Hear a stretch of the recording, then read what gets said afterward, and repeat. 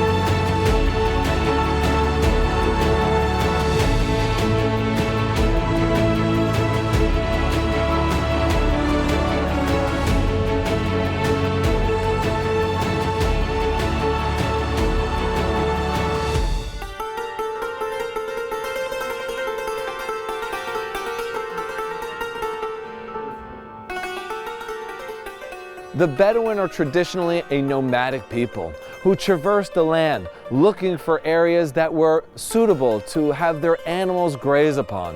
However, in the beginning of the 20th centuries, as nations were created here in the Middle East and borders were established, it became apparent that being nomadic was no longer an option. Many of the Bedouin who live here in Israel today arrived in the last couple hundred years, or at most maybe 300-400 years. Today we are going to explore the Bedouin who live in the southern region of the Negev desert, as well as meet some of the Bedouin in the north. So join us today as we learn about one of Israel's many minorities, the Bedouin.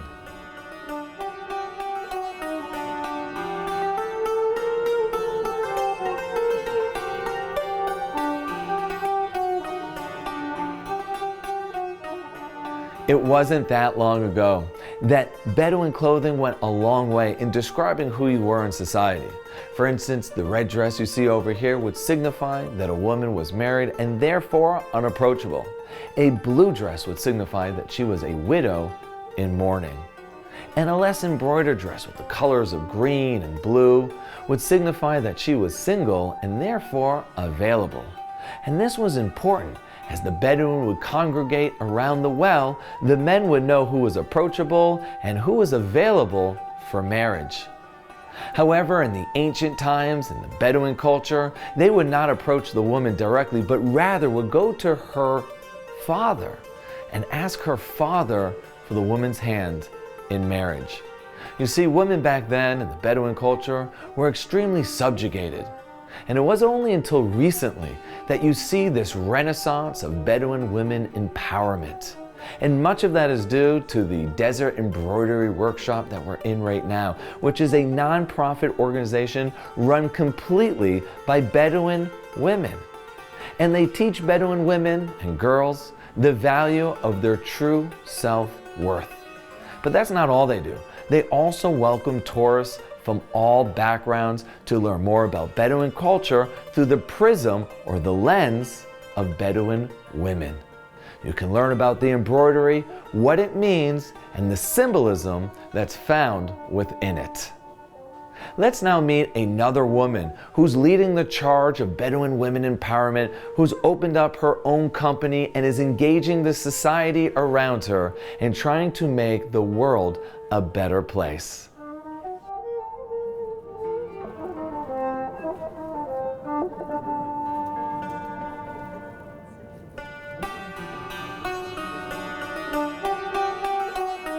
Before the advent of modern medicine, people of a community would visit the medicine person in order to find healing.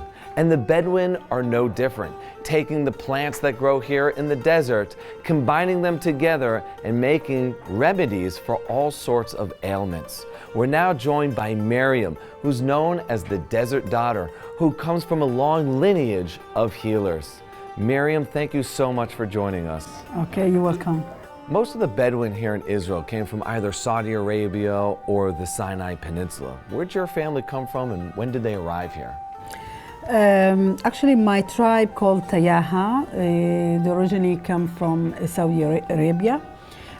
Some people in my tribe say that they came 280 years. Some they think it's more than 200 years. And during all this time that they were arriving here, they were going back and forth, they were nomadic, or? No, actually, people think nomadic people can be today here, tomorrow they will be in Patra and Jordan. I remember when I was a kid that we have two tents, tent for the summer tent and the winter tent. The summer tent, we always go a little bit in the hill where the wind comes, and the winter tent, we go a little bit down because the hill will protect us from the wind and the water. And these are two, they were only few meters like near each other, not nomadic like traveling wherever you want. Sure, that is definitely what we think of when we think of nomadic. Exactly. And when did your interest grow in becoming a healer? When I was a kid, I always used to go with my grandmother to pick up the herbs from the desert all over in this area. And I know a lot of, and I can recognize and I know a lot of herbs that she used to give it to me when I had, let's say, a backache or a stomachache, whatever. But I never thought that will come a day that I will be a healer or I will take any of my grandmother knowledge, because I always thought that I wanted to do something else. I wanted to be a businesswoman. But I think through all of your education, studying abroad, that you in fact have become a medicine woman and businesswoman here in Tel Sheva. How did this happen? Actually, I wanted to go to university all the time. I wanted to do something different from what my grandmother is doing, because I thought all this knowledge after the Bedouin moved to settled places, I thought this is old and we want to do something else.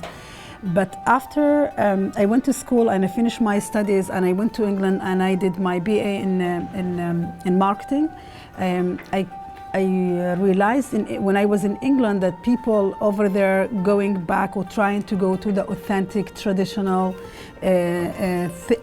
things, and me coming from this original place, I go and I look the opposite side. So I decided when I come to Tel Sheva, I just want to sit with my grandmother and document from her knowledge. Not only because I want to keep the medicinal part, but a lot of parts because the Bedouin, after we moved to settled villages, modern life, if we could call this, we lost a lot of our knowledge with the old people who died, and we never documented.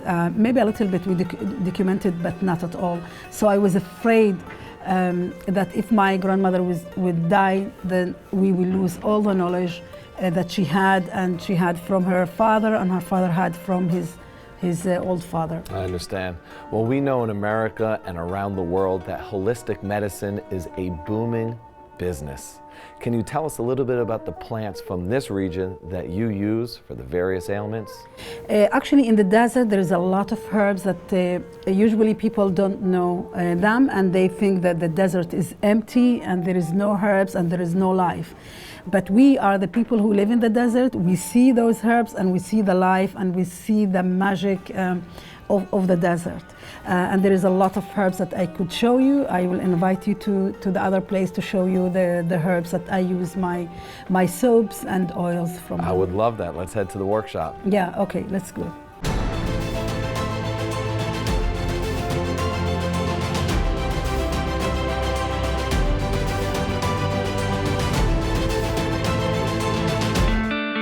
There are moments in life that define you and leave you forever transformed. Like a once-in-a-lifetime journey to the source of your faith. Walk in the steps of Jesus and experience history beyond its words. Sail the ancient Sea of Galilee to the holy shores of the River Jordan. Your journey begins here.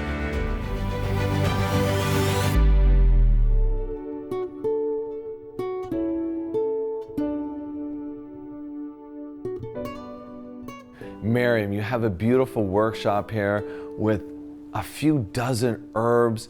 mortar and pestle that I'm sure you use to grind this to make your product. And you're telling me all of this grows in our beautiful Negev desert? Yeah, sure. In the desert, in the Negev desert, there is a lot of herbs that people usually don't see, but we see them and we know them and we recognize them. And let me show you the most famous one. It's called bitter apple or bitter melon. To make music with it. Yeah, exactly. Kids could play with this. We broke it and we take out of it the seeds, and from the seeds we make the pain relief oil. Really? That it works in between 20-25 minutes, and this is really very good for the authorizes for backache, for knees, muscles, any pain. You just apply Bedouin aspirin. Exactly, exactly. Here we have another two desert herbs that they're very good for the skin problems, because usually most of the desert herbs that I recognized and I know, they are very good for skin, like for eczema, itching, fungus, and etc. I want to. This one smells amazing. Yes, exactly. If you try it, you take only a little bit of this, squeeze Just one it. kernel. Exactly, and it shows how much a desert herbs can be strong with a lot of aroma. And by the way, when we make essential oils, we have from those herbs more essential oils than if you grow up the herbs. Desert Daughter is the only line in Israel that relies on picking up the herbs from the desert. We are not growing our own herbs. So this is all grown wild. Yeah, all Incredible. wild, exactly. And in the world also, it's very rare to find a cosmetic line that based in the wild Sure, desert and it's all herbs. organic too then. Yeah, exactly. Amazing. So this is really one, it's called Gaysoum, Khilaya Rahanit in Hebrew and Gaysoum in Arabic. And this is really one of the best herbs for skin problems. Here, if we take these roots, These are roots. So this would be under the ground, and you have a big bush up here. Exactly. We take a part of the roots. We don't bring all the roots, but this I brought it from my garden. We take it's look like carrots. We take these small. We squeeze them. We take the water out of them or the juice, and we add it to our cream. Today I make creams, but once the women used to cook it with butter or with animal fats. After they cook it for half an hour, they take it and they use it for hands and foot, because this could protect their skin from the dryness in the desert, especially in this tough weather. Absolutely. So it helps them a lot. This is one of the herbs that the women must really use. So would you say that most Bedouin households here in Israel and around the world use these herbs on a regular basis? Yes. Yes, it was a disconnected once, like when we moved, but today people going back, they go in the season of picking up the herbs. I see a lot of women bringing this back and using it because their mothers and grandmother used to use this from the desert. Well, we are all returning to our roots. Yeah, exactly. This is really, I will give you another piece of this actually. Let me show it to you. If you take a little bit, you could also feel the aroma of these herbs. Ooh, that is strong. Yeah, that's beautiful. It's Use also this for like perfume. exactly. It's a little bit sweet. It's more sweet than the others. This also people used to make a tea out of this for internal use, like diabetes. Diabetes. Yeah, it helps, and also they put it in the clothes to give the clothes a very nice aroma. Like our fabrics offer. Exactly. So I will give you another one which is very famous. And if you look at it, even it doesn't, it's not very green.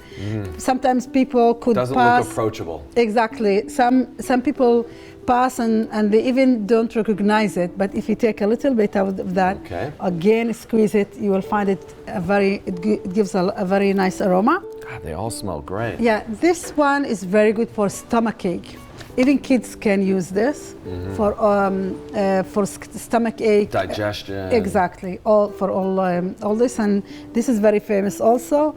Nearly even till now, each house here you find this herb for a stomach ache in case if they have. So you're taking all of this wild herb, you're using your mortar and pestle over there, and Yeah. you are creating a product line. Can Yes. we see some of the finished product? Yeah, sure. I will be glad to show it to you. Right. Yeah.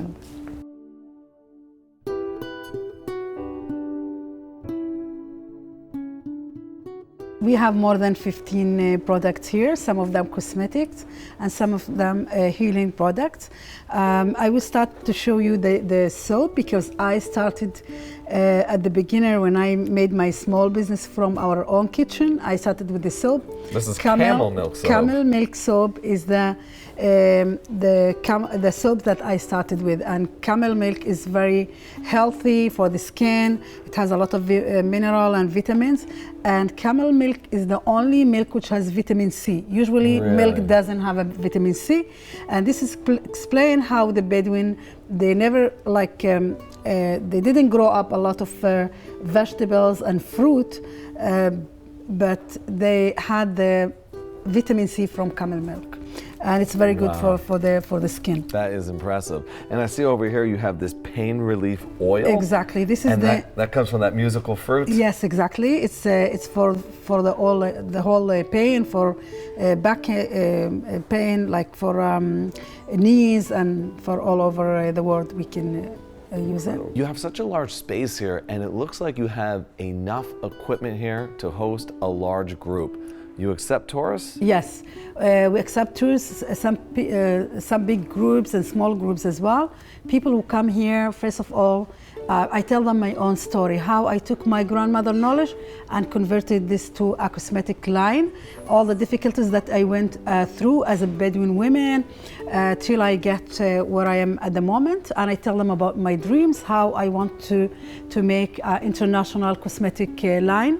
I feel sometimes when the tourists come, they're very important for them to meet people. When they visit a place, first of all, they want to meet the people. So I meet them, I tell them, we talk.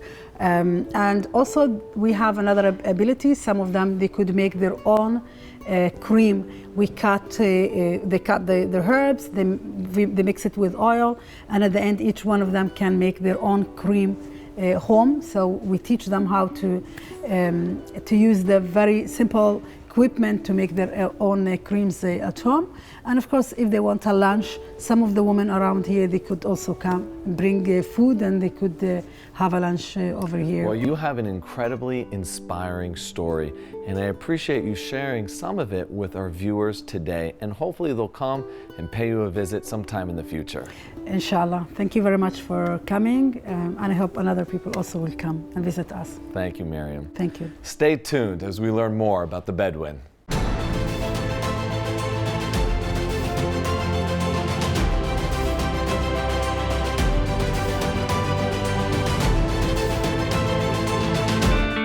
There are moments in life that define you and leave you forever transformed.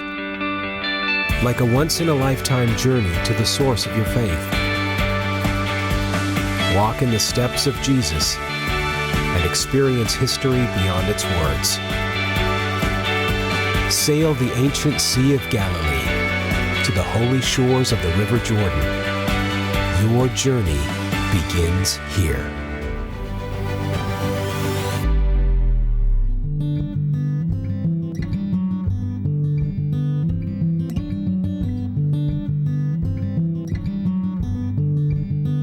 Several years ago, a man by the name of Michael Ben Eli, who's the CEO of the company The Lab, which is based in New York City, that creates methods of sustainability that's used by people around the world, came for a visit right here in the Negev Desert. And he saw in the Bedouin people an unbelievable amount of knowledge of how to coexist with nature in this harsh environment. He also saw a desire within them to improve their quality of life and enter the modern era. And that's why Michael Ben Eli began the Wadi Atir project to leverage Bedouin know-how and experience with modern science and cutting-edge technology. Visitors to the Wadi Atir project are offered a number of experiences, both educational and experiential, in order to learn more about the initiatives improving the quality of life for everyone here in the Negev. Let's now learn about some of the initiatives that are being undertaken here.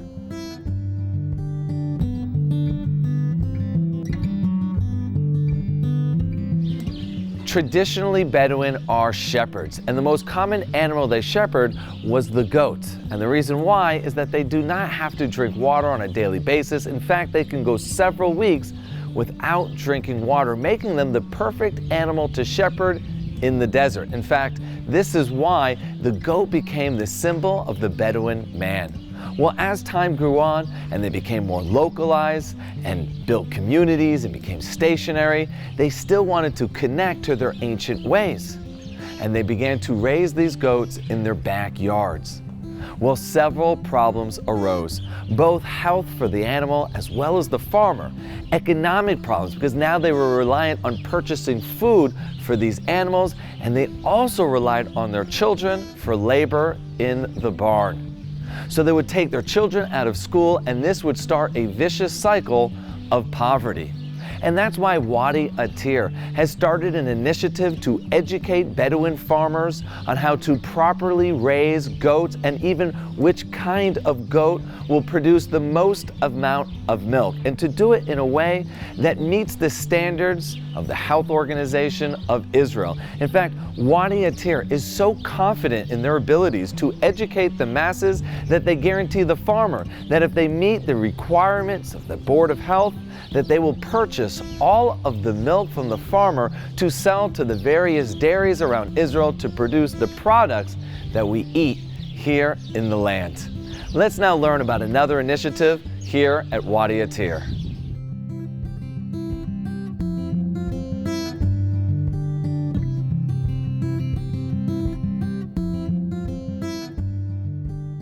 The Bedouin are the fastest growing population here in Israel, with 60% of their community under the age of 18. Some families have upwards of 32 children, but then again, Bedouin men can marry 4 wives. However, a typical family has 8 children. As the older members of the community are passing on, there's a growing disconnect between the younger generations and their ancient ways.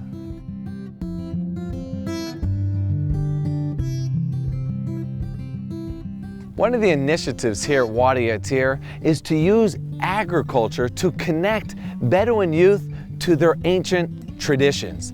And they do this by growing medicinal plants that are found throughout the desert, but using modern Israeli technology like drip irrigation to make it flourish and work even better. And by bringing it into the 21st century, more Bedouin youth are appreciating their ancient customs. In fact, we learned about several of these plants at the Desert Daughter with our guide, Miriam, who herself was a graduate of Wadi Atir. Stay tuned as we continue to learn more about the Bedouin of Israel.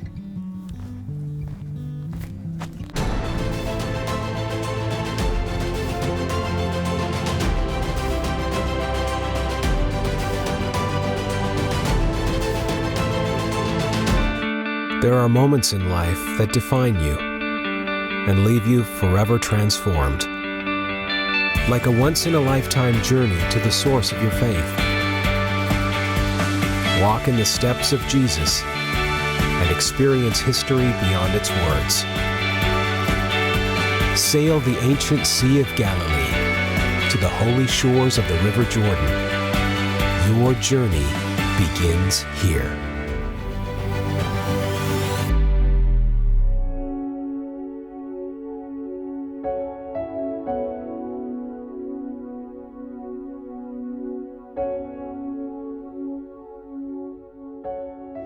We're here in the northern part of Israel, in the Galilee, at the Galilee Bedouin Hospitality Center in the Bedouin village of Tuba, where we're going to meet someone who's going to explain a little bit more about Bedouin culture. Jumana, thank you so much for joining us. My pleasure. So tell us a little bit about your tribe and when they arrived here to the northern part of Israel. I come from a tribe of El-Heb. They've been here for 500 years. They originally come from Iraq. So what is Bedouin culture like today? It's very modern, especially in the north part of Israel. It's really modernized. Yeah, but here in your village, your fathers opened up this beautiful center for Bedouin hospitality where people can come from all over to learn about the Bedouin culture. Exactly, yes. My father came with this idea to just let the people know about our village and our traditions, and to keep a few of the things in the past, and the hospitality of the Bedouins. Every guest is very honored, and they open a table for them, and Wow. yeah. Jumana, thank you so much for having us here in your beautiful center. My pleasure.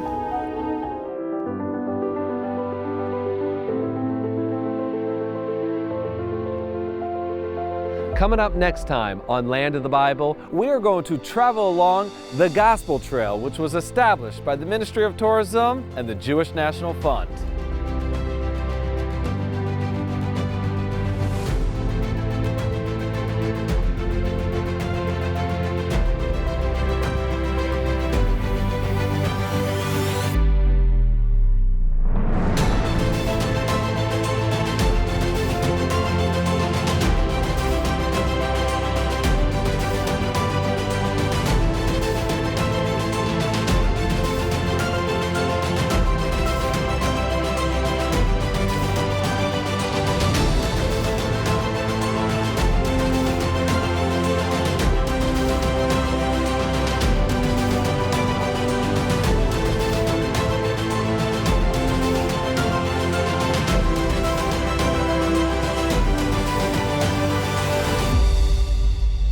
Wow, what an interesting day today has been as we learned about the Bedouin of Israel, about their ancient customs and how they're moving forward into the modern era.